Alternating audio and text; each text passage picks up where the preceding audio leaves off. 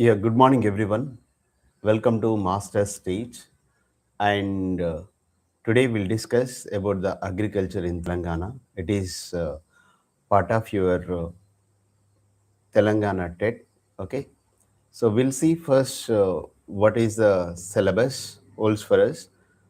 Then we'll check with the nice PPT that will be helpful to you. So before starting, what I'm going to teach, we'll see in the syllabus copy. Yeah, this syllabus. So, teacher eligibility test 2000 June 2026. This is the paper one. Then we'll see about the social. Okay, I hope everybody is doing good. Yeah, this is what exactly I'm going to teach today. Social studies, in which the second part, okay, production and exchange and livelihoods. Okay, so we'll discuss livelihood of earliest people sites in Telangana, then domestication, settlement, life in life agriculture, then types of farming, crop seasons, problems of agriculture and agricultural laborers and small farmers, contract farming, agriculture in Telangana, trade and marketing, self help groups, agriculture marketing yards, minimum support price, trading paddy in Telangana, land holdings, phases in agriculture development, green revolution, and organic farming. So, this is what I'm going to teach right away. So I hope the voice is clear. Let me check whether voice is coming or not, so that I will help you for the same. Yeah. My dad is out of station. Right. Um yes. Here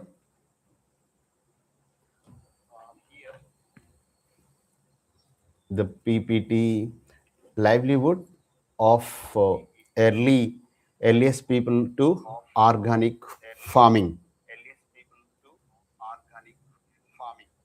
So it is a comprehensive syllabus. It is specially meant for the TG TET preparation. We'll check here.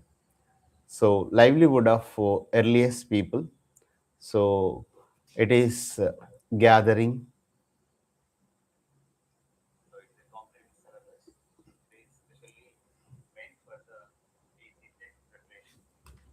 So livelihood of earliest people in Telangana. People used to collect the fruits, tubers, and wild grains for daily uh, survival. Then it become hunting. Okay, in hunting, so they hunted animal for food using primitive tools and group strategies. Then nomadic life. So people used to constantly move in search of food and water. So there is no permanent settlement in nomadic thing life. So in modern examples with the similar lifestyles include Chenchus and Yanadis of Telangana. These communities uh, moves from one place to another, and it is just like nomadic life. Okay, and Yanadis also, Chenchus and Yanadis. This is the example for the earliest people life compared with Chenchus and Yanadis. Then we'll go to the next slide. Early stone tools, the discovery of fire. So early human being use the small stone tools, that is called microliths. Okay, this is the important for the examination point of view. So which is fixed to bone or wood to handle craft sticks and arrow for hunting and harvesting. So these are called as Are you able to see this one? Yeah, this micro lids. So they used to stick with a bone or stick to hunt the food as well as for the harvesting purpose. So discovery of fire. Fire was transformative discovery used for so roasting meat for consumption, lighting dark caves, then warding off dangerous wild animals. So they use the fire and they use the microliths. Okay, in the Stone Age. Okay, so the prehistoric sites in Telangana. So frequently they asked in the examination what is here just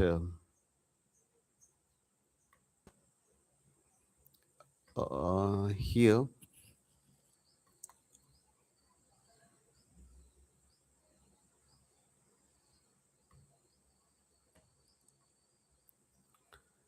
what exactly we want to see livelihood of earliest people to organic farming. So like livelihood of earliest people, so in the starting point of human being, they gather the food. They collected the fruits, tubers, wild grains for daily sustenance. Then hunting. So people are hunted for food using primitive tools and group strategies. Nomadic life, moved constantly in search of food and water. No permanent settlement is there. So in modern examples, the community with a similar lifestyle include Chenchus and Yanadis of Telangana. So frequently they asked in the examination. Okay. Then early stone tools and discovery of fire. So in the beginning, they used this type of tools. So they use small tools called microliths. Microliths. It is fixed with the bone or wood to handle crafted sickles and arrow for hunting and harvesting. So these are called as microliths. Then discovery of fire also transformed the life of the people. So the hunted animals meat they rotated on fire for consumption and lighten the caves because it was very darkest, then warding of dangerous wild animals. So these are the uses of fire and these are the uses of micro lights. Okay, then prehistoric sites in Telangana. So Telangana has good evidence about the prehistoric human being activity through rocks and uh, through rocks art and tools we discovered. One is Pandavala Gutta, and second one is Amrabad. Then third one is Ramagundam Eleshwaram. So see, Pandavala Gutta is there in Jayashankar district. It is Jayashankar Bhupalapalli district. So it's a prehistoric rock painting. So depicting like hunting animals, honey collection, microliths also discovered here.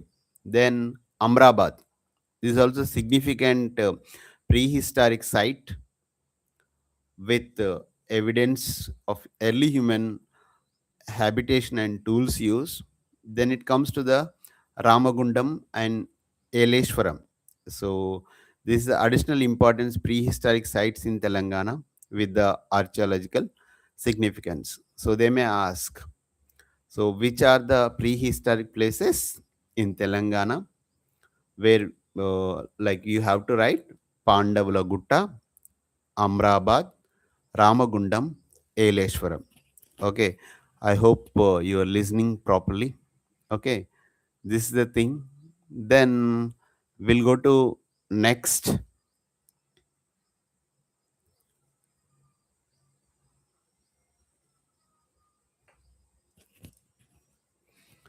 Yeah, domestication of plants and animals. So plant domestication, that means early humans shifted from simple gathering to actively observing and protecting edible plants, eventually they cultivating them deliberately. That means early human being shifted like from for searching the food and gathering to after that it is they observed how the plants are grown, how it is protected, then they started farming. Okay, then animal uh, domestication. So gentle animals, they were tamed to provide regular supplies meat and milk, so and to assist carrying loads, major step in human progress. So they reared the animals and it provided them meat and milk. Also animals used for the transport purpose.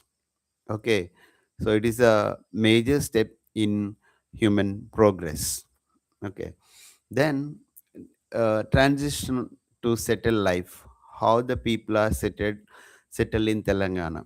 uh, Starting the human history starting, there is a nomadic life, so constant movement to find the foods.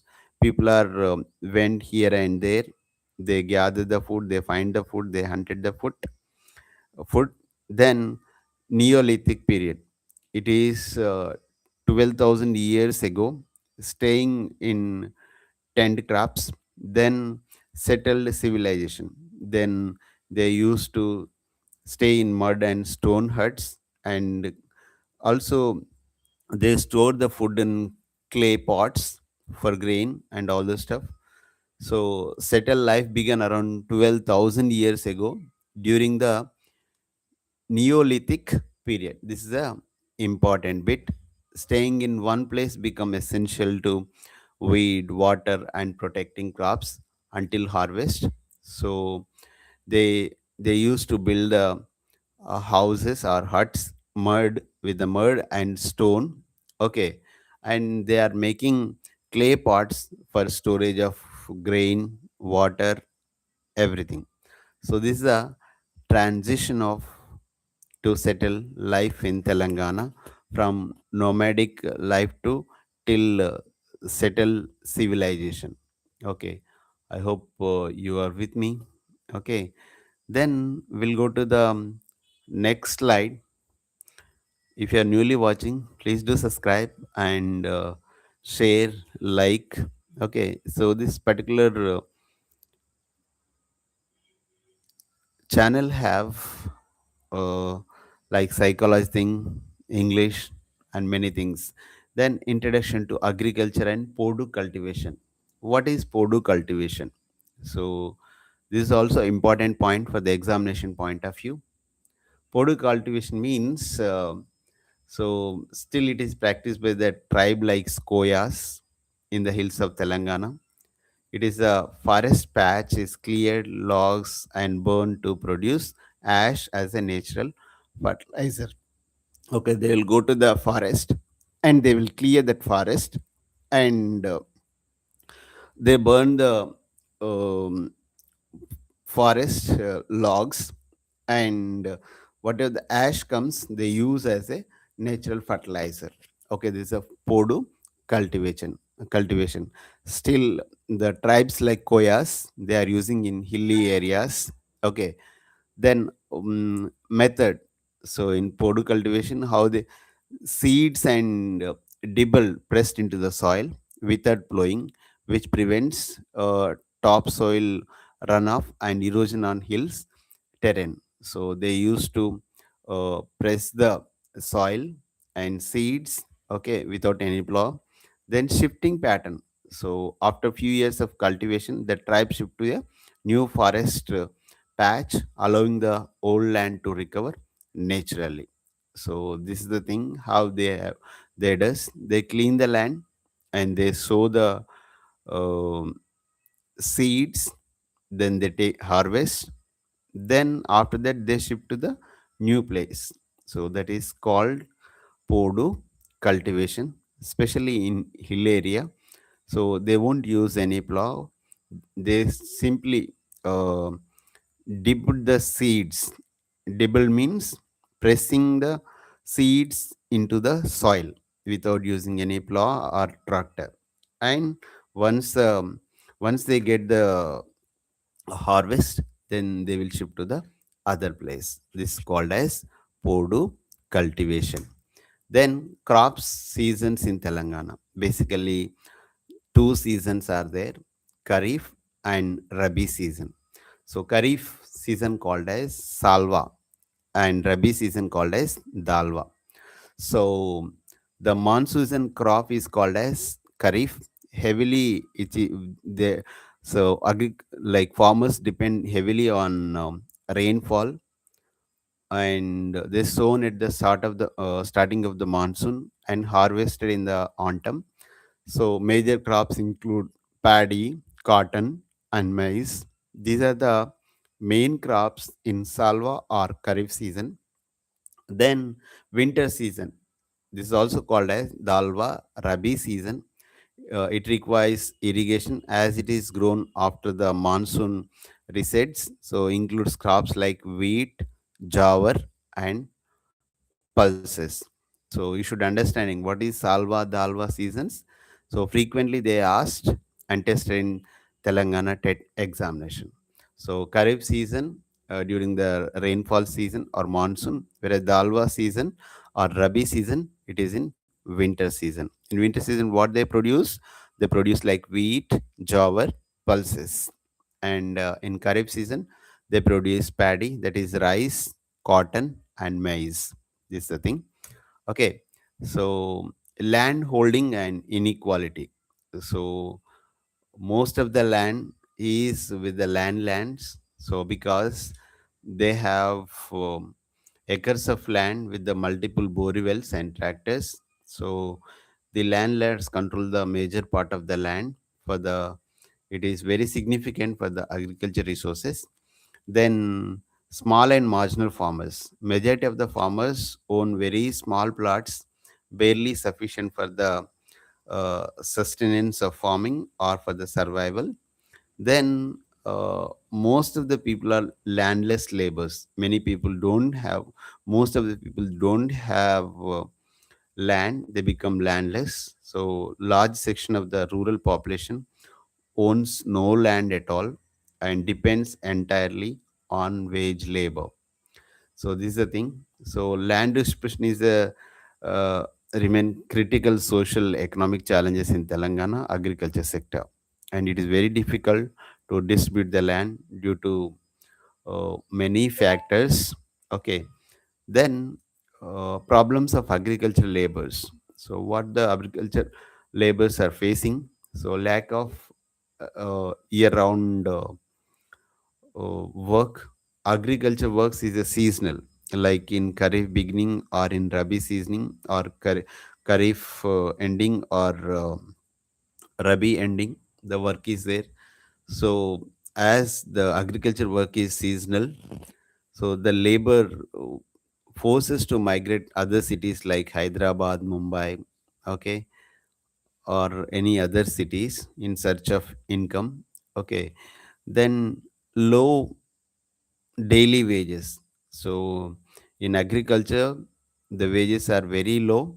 Okay, it is very difficult for the laborers to meet their basic food, clothing, and shelter. To survive also is very difficult with the low daily wages.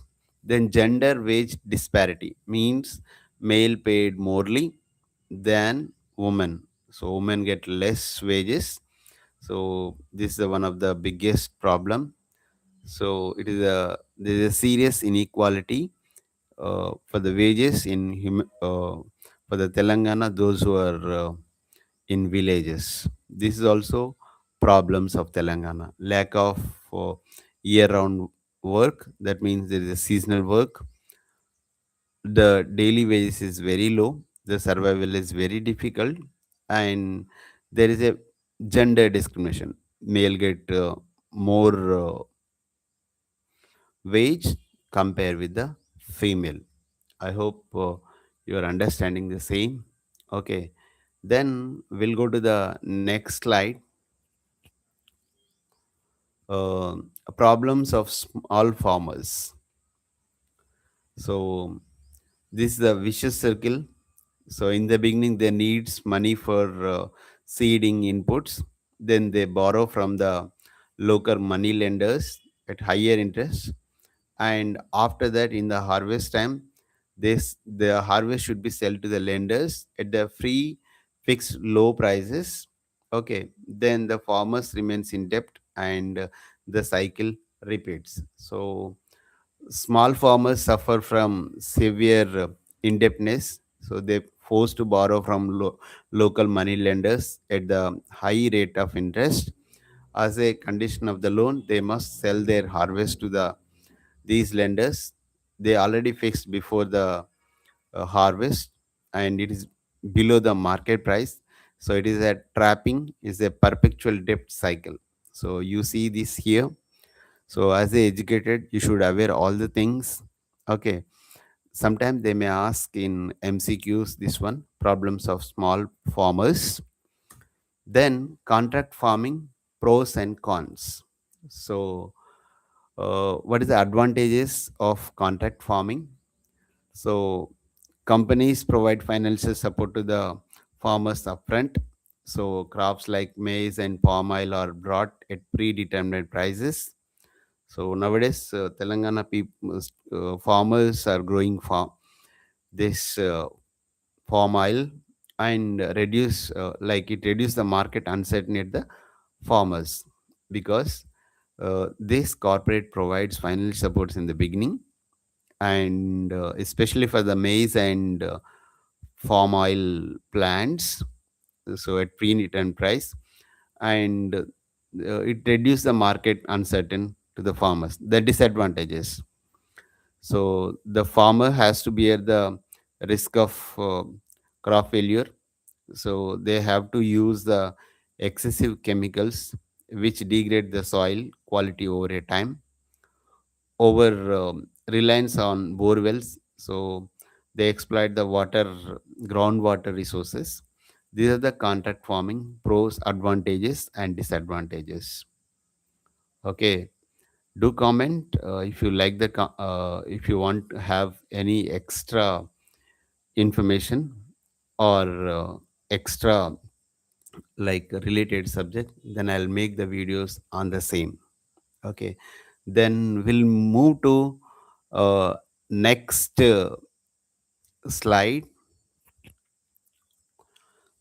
changing phases of agriculture in Telangana. Okay, that means in the beginning, the Telangana farmers used to cultivate like millets and jawar, so that sustained communities for generation. Then in the beginning, the crops only millets and jawar. Then they like then they shifted to the cotton, like commercial crops, cotton, groundnut, and chilies driven market demand and profit motivates from traditional irrigation.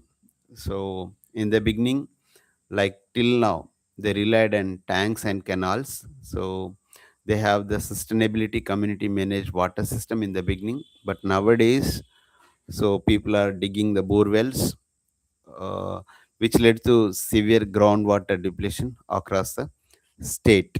Okay, this is the thing. Then we'll go to the next slide, trade and marketing. So, how the trade and marketing happens to the agriculture farmers.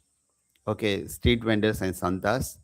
Street vendors. So, in Telangana, the leading lives is very difficult. So they borrow daily at the higher interest to purchase the stock.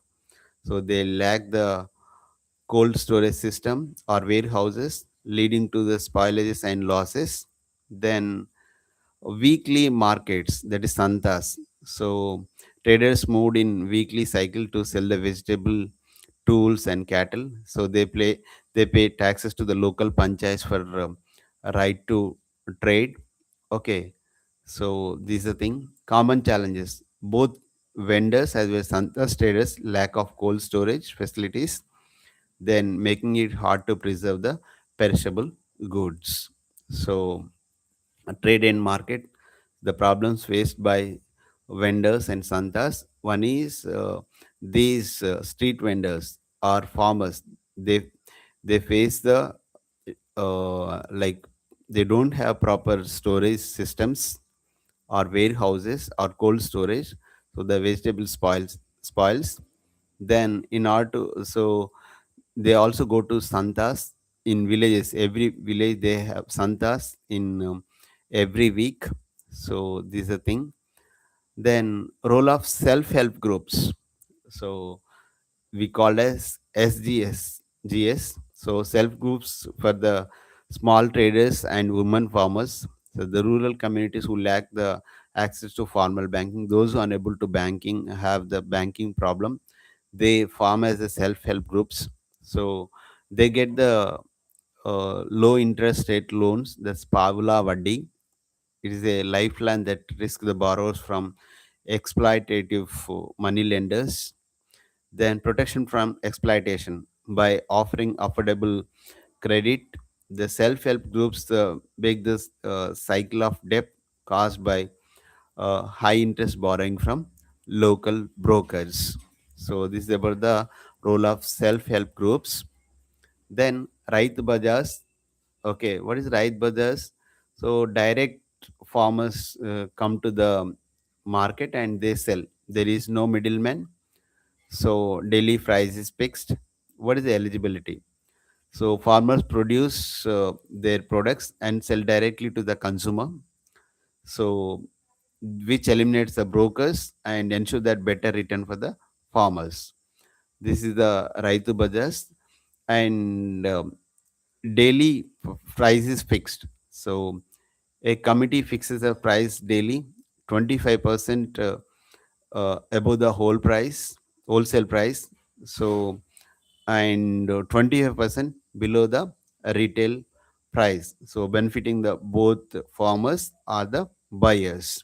Okay, then in right budget, how uh, what is the eligibility? They should carry their valid photo ID card, and so that they can participate in Raitu Bazars to sell their produces. So they save the money by eliminating middleman. The price is fixed. Okay, then agriculture market yards. So every town has agriculture market yards. Okay, agriculture marketing yards, AMYs. So many times they ask how it works. It is a government run market where people, farmers produce paddy, and they sold via open action. The traders bid openly and compete for the farmers produced. So they come to the right, like agriculture market yards, and the government run these markets where paddy will sold in a open action. There is no secret thing, and whoever pays the highest price to them, the farmers sell. The key benefit of these agriculture market yards, so immediate payment to the farmers after the action takes in place. So it eliminate the forced deduction, like in the weight when they produce something, the farmers uh, they are forced to deduct the weight or extra give produce. So transparenting bidding system is a fair market price happens. So the farmers are protected by the by the exploitation by the local brokers. These are advantages of agriculture market yards. So you can check the 6th standard Telangana textbook. If you don't have the book, just go to Telangana SCRT site, where you can find all the PDFs from 6th standard to 10th standard. That will be helpful to you study, to study these particular concepts, as well as the basic books to clear your exams. Okay, so the minimum support price. Okay, it is a baseline price announced by the government based on the cost of agriculture input, ensuring that farmers never forced to sell at loss. This is which is decided by the government. minimum support price. Okay, how it is calculated? So the government observes what is the input cost, like the fertilizer they use, the seeds they use, the cultivation prices, the labor prices they calculate. Okay, so at least they should get the minimum price what the input they have done. So the it saves the farmers loss. So how it is set? So calculate based on input costs, seeds, fertilizers, labor, irrigation, so to guarantee the minimum return. The government intervention, so there is no traded bid above the minimum selling price, minimum support price. So the government agencies like Food Corporation of India, so they step in to purchase the crops. So you should remember these points. It is the examination point of it is very important. Then purpose, it is a safety net to protect the farmers from the market volatile and price crashes. This is a minimum support price. Okay, I hope you're listening. Okay, then we'll go to the next slide. Challenges in trading paddy in Telangana. So, so what is the issues faced by the Telangana agriculture farmers? Farmers. So many times they are exploited by the millers. Okay, rice millers. So small farmers frequently exploited by the local rice millers and brokers who double as money lenders. Then false weighing machines. So farmers suffer from false weighing machines, unfair deductions that reduce the actual payment they received. Then forced sales. That means so prior loans from the brokers. So beginning of the farming, they get the loans from the brokers. Okay, then farmers compelled to sell this paddy or produce to the same broker at unfavorable prices. These are the challenges, or these are the problems faced by the Telangana farmers, exploited by the millers, false weighing, and forced sales. These are the three basic challenges faced by the in selling their produce. Okay, then phases of agriculture, how it is happen from shifting, like Podu agriculture to organic farming. So in the beginning, rain-fed farming, the traditional sustainable process is there. So they depend on rainwater. Then there is a green revolution came into picture by using the chemicals, then high yielding variety of seeds. Okay, which lead to high production and it is degraded the land also. Then people are preferring to have organic farming. So they build tanks, cherus, and organic manure, and they use the neem and organic things they produce. Okay, to produce the agriculture products. So in the beginning there is a rain-fed farming. In the between, green revolution came. Then they want to protect the land as well as they want to have the healthy food. That is the reason organic future is there. Okay, so what is the sustainable practice for the future?